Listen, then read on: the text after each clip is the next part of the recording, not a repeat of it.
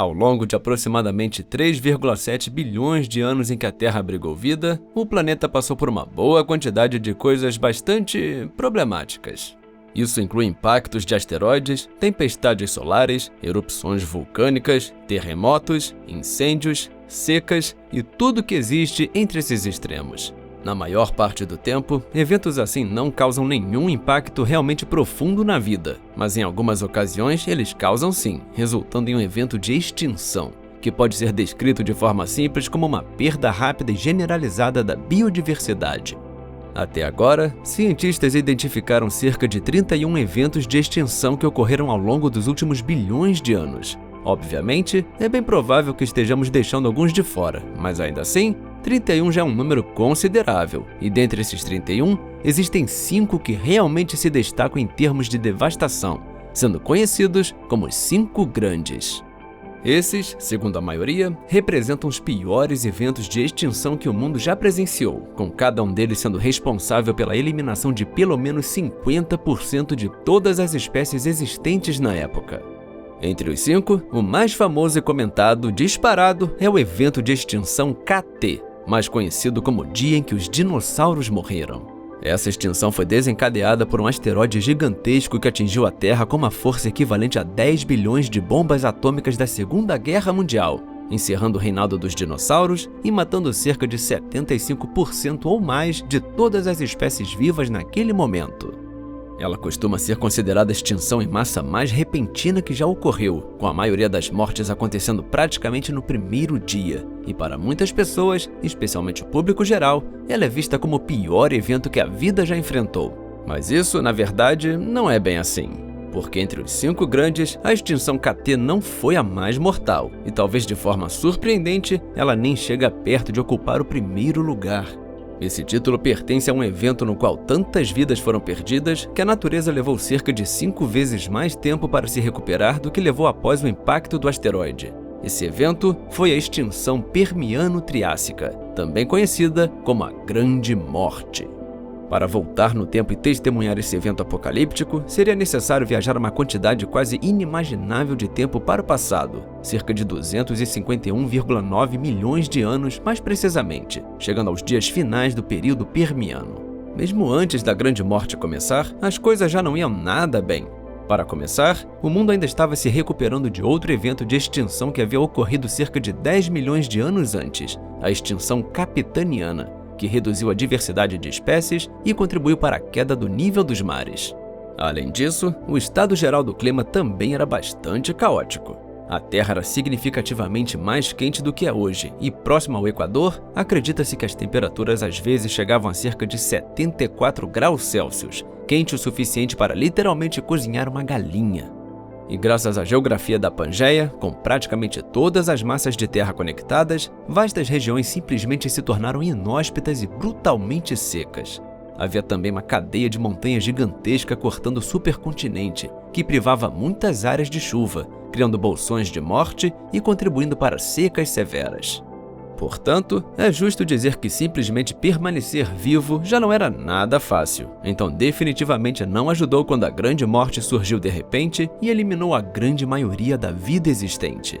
Por muito tempo, os paleontólogos sabiam que algo sem precedentes havia acontecido no final do Permiano, mas ninguém sabia exatamente o que tinha ocorrido, e muitas hipóteses diferentes foram levantadas, incluindo impactos de asteroides, tempestades de poeira interestelar e até a ideia de que o clima por si só já fosse brutal demais. Foi apenas muito recentemente que os paleontólogos finalmente chegaram à conclusão de que o verdadeiro responsável sempre foi o vulcanismo, embora de um tipo completamente diferente de tudo que a humanidade já presenciou. E a marca desses eventos ainda pode ser vista claramente hoje, em um lugar não exatamente associado a vulcões, a Rússia. É lá, na Sibéria, que se encontram os Traps siberianos, uma vasta região de rocha vulcânica que cobre uma área equivalente a 68% de toda a Europa, e que acredita-se ser o resultado direto das erupções que causaram o pior evento de extinção da história. A escala dessas erupções é difícil até de compreender. Estimativas sugerem que elas foram cerca de 4 milhões de vezes maiores do que a erupção do Monte St. Helens e que superaram até mesmo a maior liberação já registrada em Yellowstone, expelindo 4.000 vezes mais material. E se os traps siberianos tivessem se localizado nos Estados Unidos, apenas os fluxos de lava teriam coberto todo o país com uma camada de magma 3 vezes mais alta que o Empire State Building. Neste ponto, você pode estar imaginando algo como uma cena de erupção saída diretamente do filme 2012, mas a erupção dos traps siberianos não foi exatamente violenta. Em vez disso, ela foi mais gentil, porém persistente e massiva, com enormes fluxos de lava contínuos ocorrendo ao longo de um período extremamente prolongado. E quando eu digo tempo, não estou falando de alguns anos ou décadas, mas de centenas de milhares de anos, possivelmente milhões, com estimativas mais recentes sugerindo uma duração em torno de 200 mil anos. Durante esse período, as erupções lentamente transformaram a Terra em um verdadeiro inferno, exercendo uma pressão extrema sobre toda a vida. É claro que aqueles mais próximos das erupções sofreram as piores consequências, e nos casos mais extremos, poderiam ter sido completamente cercados pela lava. Existe inclusive a possibilidade de que a Sibéria estivesse parcialmente separada do resto do mundo, e considerando a quantidade absurda de lava liberada, os animais presos ali podem ter sido lentamente dominados à medida que o mar de lava se espalhava e engolia toda a massa de terra, incinerando tudo em seu caminho. A temperatura desses fluxos de lava podia chegar a 1.200 graus Celsius, mais quentes do que uma câmara de cremação. Ainda assim, os animais da Sibéria provavelmente teriam morrido bem antes de a lava alcançá-los. Isso porque as erupções provocaram um aumento drástico nos incêndios florestais, tão intensos e frequentes que eles foram associados diretamente à extinção de gêneros específicos, como a planta com sementes Gigantopteris. E sabemos por meio do registro fóssil que muitos gorgonopsídeos e terapsídeos teriam sido severamente afetados por esses incêndios devido à sua grande presença na Sibéria durante o Permiano. Mas o resto do mundo estava longe de escapar ileso. À medida que as erupções se prolongavam, seus efeitos letais se tornavam universais, sem deixar nenhum canto da Terra intocado. E de forma irônica, não foram exatamente os fluxos constantes de lava que causaram essa devastação, mas sim aquilo que as erupções liberaram. Durante todo esse período, os vulcões expeliram quantidades incalculáveis de dióxido de carbono, cinzas, enxofre e cloro, entre muitos outros materiais. Somados, esses materiais ultrapassaram 200 mil gigatoneladas, ou seja, mais de 1000 vezes o peso do Monte Everest. E esse volume absurdo não provocou apenas um, mas vários efeitos catastróficos, cada um deles potencialmente capaz de ser considerado um evento de extinção por si só. Parecia impossível que a situação pudesse piorar, mas piorou, e piorou muito. Isso porque as erupções aconteceram no pior local possível. Elas ocorreram diretamente acima de enormes quantidades de material orgânico combustível e vastos depósitos de carvão. Não há confirmação absoluta, mas a hipótese é que, com o tempo, as erupções tenham infiltrado e incendiado esses campos de carvão, trazendo ainda mais destruição ao planeta. Ainda assim, estudos sobre esse desastre indicam que a extinção não foi um processo contínuo e gradual, no qual tudo simplesmente ia ficando cada vez pior. Em vez disso, ela teve altos e baixos, com pulsos distintos e que era um pesadelo, nos quais a maior parte das mortes ocorreu. Durante esses pulsos, a Terra foi basicamente transformada em uma paisagem irreconhecível, um mundo devastado, onde os animais sofreram de inúmeras formas. E se de alguma maneira você fosse transportado para aquele período, perceberia muito rapidamente que nada estava bem. Mas o que provavelmente mais chamaria atenção seria o calor extremo. Como mencionado, o final do Permiano já era extremamente quente. Ainda assim, os traps siberianos elevaram essas temperaturas a um novo patamar. Os gases liberados e os incêndios florestais em larga escala aqueceram a atmosfera, resultando em uma temperatura média global da superfície acima de 40 graus Celsius. Para efeito de comparação, a média global atual é de apenas 15 graus Celsius. Até hoje, nenhum estudo conclusivo determinou exatamente o quão quente o Equador pode ter ficado naquele período. Mas considerando que o Equador atual é cerca de 100% mais quente do que a média global, não é nada agradável imaginar esse cenário. E pensar no que aconteceria com a humanidade sob temperaturas assim é ainda mais perturbador, já que tendemos a lidar muito mal com extremos desse tipo. Por exemplo, em 2010, a Rússia enfrentou uma onda de calor que elevou a temperatura média do mês de julho para cerca de 30 graus Celsius. Mesmo sem durar muito tempo, esse calor resultou em mais de 50 mil mortes. Além disso, o lugar habitado mais quente da Terra, a cidade de Dalol, na Etiópia, sequer alcança a média do Permiano, com temperaturas em torno de 35 graus Celsius. E apesar de inúmeras tentativas, a cidade fantasma, não possui uma população permanente, já que todas as tentativas de estabelecer um assentamento contínuo falharam devido ao calor extremo. Portanto, é seguro assumir que nós não duraríamos muito. E sem qualquer tipo de abrigo, alguém muito provavelmente poderia morrer em menos de 24 horas. Esse calor também teria contribuído para incêndios florestais independentes daqueles causados diretamente pela lava. Na verdade, acredita-se que incêndios provocados apenas pelas altas temperaturas tenham sido responsáveis por destruir os últimos remanescentes dos pântanos de carvão, que em determinado momento foram um ecossistema dominante da Terra. Os incêndios e o calor também agravaram drasticamente outro problema já existente, a aridificação. Pouco a pouco, grande parte do mundo se transformou em um bioma de arbustos ou deserto. Podiam existir centenas de quilômetros em qualquer direção sem acesso a água doce suficiente. Alguns estudos inclusive sugerem que a aridez pode ter sido o principal fator de morte dos vertebrados terrestres durante esse evento. Mas a transformação do mundo em um enorme deserto ainda não era o fim do pesadelo. Mesmo encontrando abrigo, ainda seria necessário lidar com a liberação constante de gases tóxicos que lentamente sufocaram o planeta. No final do Permiano, os níveis de oxigênio caíram para cerca de 15%, um valor claramente perigoso para os humanos. Hoje, a atmosfera possui cerca de 21% de oxigênio, e uma queda para apenas 19,5% já é suficiente para causar deficiência de oxigênio em nosso organismo. A situação era ainda pior para os animais do Permiano. Muitos deles estavam adaptados a níveis de oxigênio muito mais altos, já que em determinado momento, esse período chegou a registrar concentrações de até 30%. Também é bastante provável que tenham existido momentos em que o oxigênio caiu ainda mais, o que sugere fortemente que qualquer animal que tenha sobrevivido precisava estar localizado em baixas altitudes. Um estudo interessante chegou a estimar os níveis de oxigênio daquela época e sobrepô-los a um mapa da Terra atual. O objetivo era identificar exatamente onde os animais teriam alguma chance de sobreviver do ponto de vista respiratório. As áreas em vermelho representavam regiões onde a vida seria inviável, enquanto as áreas em verde indicavam locais onde a vida talvez ainda pudesse ser sustentada. Entre ser queimado até virar cinzas e morrer sufocado nos dias finais do Permiano, talvez você nem tivesse tido tempo de perceber mais um agrado desse evento de extinção: radiação. Muita radiação. Isso porque não era apenas a vida que estava sendo brutalmente afetada pelas erupções. Em especial, as enormes quantidades de halogênios liberadas acabaram causando uma severa depressão química da camada de ozônio estratosférica, levando a picos gigantescos de radiação ultravioleta. A mesma radiação que hoje pode causar queimaduras solares ou câncer de pele.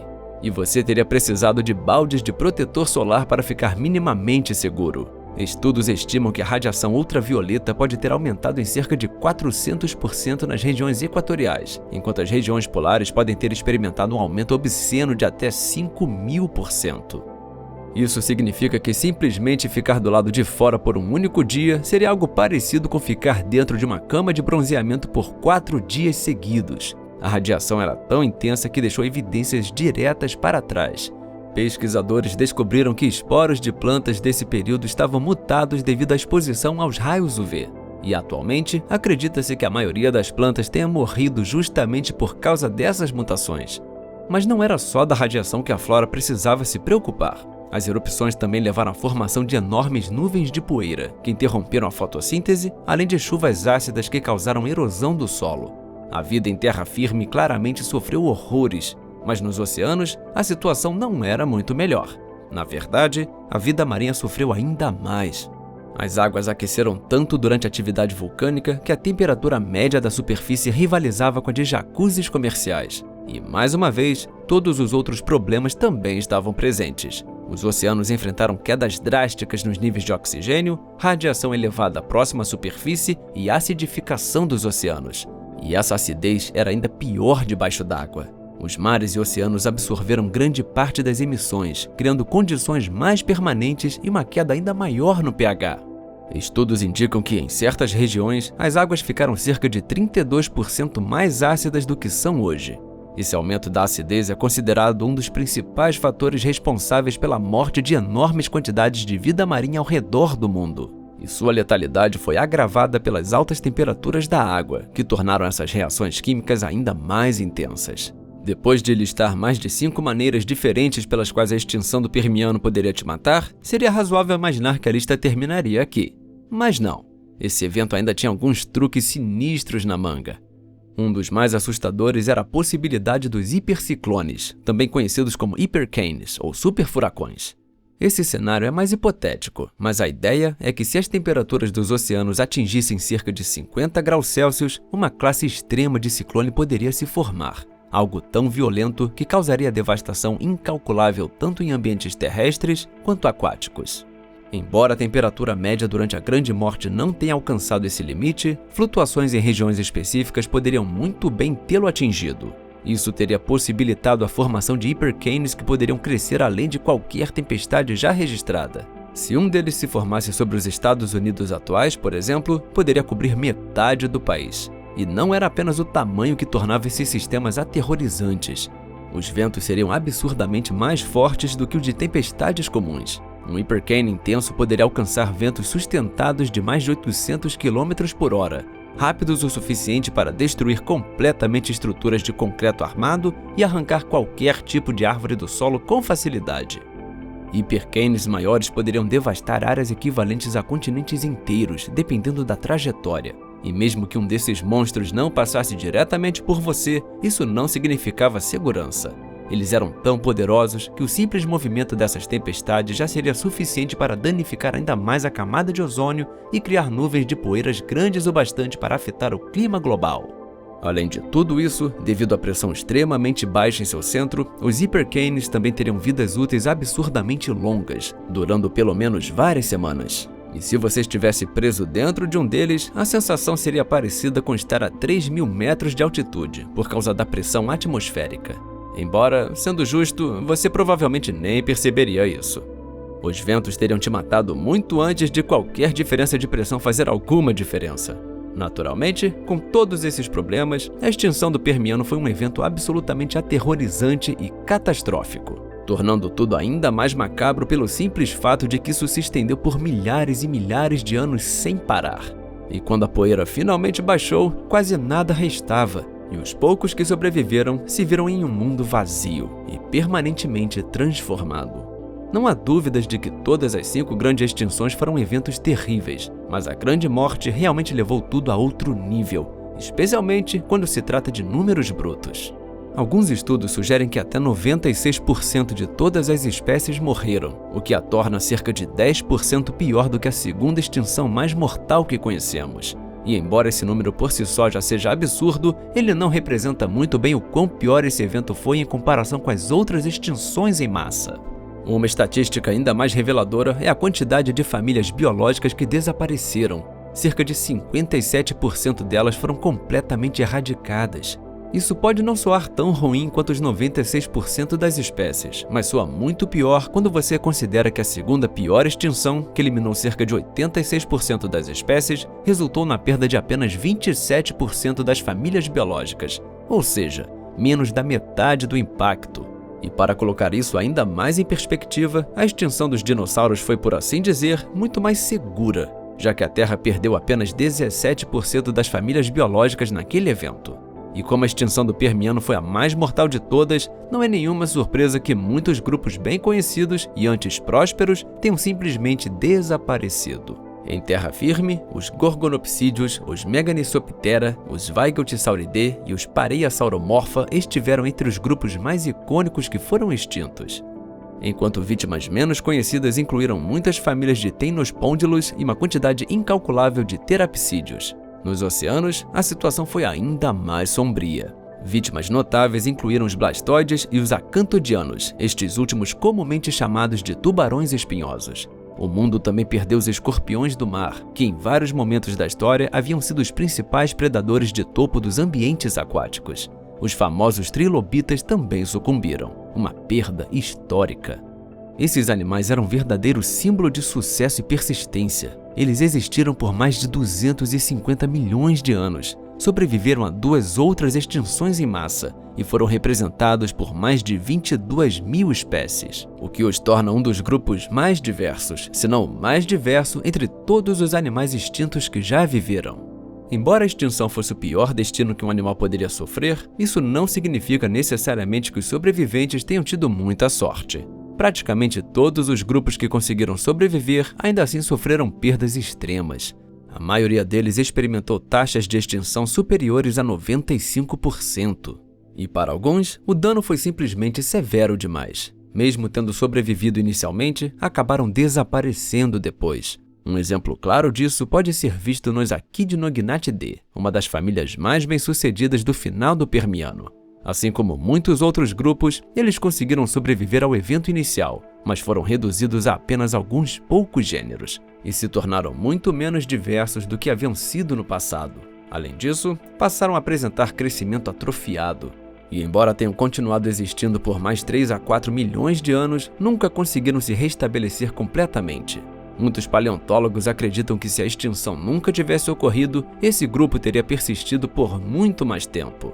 Ironicamente, apesar de a maioria ter saído extremamente prejudicada, existiu um pequeno punhado de animais que no longo prazo acabou se beneficiando desse evento. O principal exemplo disso é o Lystrosaurus, um dicinodonte relativamente pequeno e, à primeira vista, nada impressionante. Como quase todos os outros, ele chegou à beira da extinção, mas conseguiu persistir graças às suas habilidades de escavação e, possivelmente, à sua capacidade de hibernar, o que pode ter permitido que sobrevivesse em números maiores do que seus concorrentes. Assim, quando o pior finalmente passou e ele se viu em um mundo praticamente vazio, o Lystrosaurus começou a se recuperar rapidamente e a se diversificar. Em um intervalo de tempo surpreendentemente curto, o Lystrosaurus se tornou o animal dominante da Pangeia Triássica. No auge, ele representava cerca de 95% de todos os vertebrados terrestres, um feito que nenhum outro animal jamais alcançou, tecnicamente tornando-o, de certa forma, o vertebrado mais bem-sucedido de todos os tempos. Ainda assim, apesar dessa conquista, a vida não era fácil para o novo rei, entre aspas. A Grande Morte havia deixado o mundo em um estado abominável, com calor extremo e aridez ainda sendo problemas enormes que continuariam por milhões de anos, com alguns estudos inclusive sugerindo que eventos de extinção secundários podem ter ocorrido muito depois do fim do Permiano. A carnificina e o caos causados pela Grande Morte foram, sem dúvida, algo além de qualquer coisa vivenciada antes ou depois. E a recuperação acabou sendo um processo extremamente lento. A vida levou cerca de 50 milhões de anos para se recuperar completamente. Isso significa que durante todo o período Triássico, a natureza ainda estava juntando os pedaços. E por 5 milhões desses 50 milhões de anos, acredita-se que não existiram animais no topo da cadeia alimentar. Uma ideia estranha de se imaginar. Mas ainda assim, as coisas eventualmente se estabilizaram e o mundo voltou a ser um lugar repleto de vida. No início do Jurássico, já não era mais possível perceber que uma grande catástrofe havia ocorrido, e esperamos que, tanto pelo bem da natureza quanto pelo nosso, nada parecido volte a acontecer novamente. Muito obrigado por assistir e até o próximo vídeo aqui no Zoológico Extinto.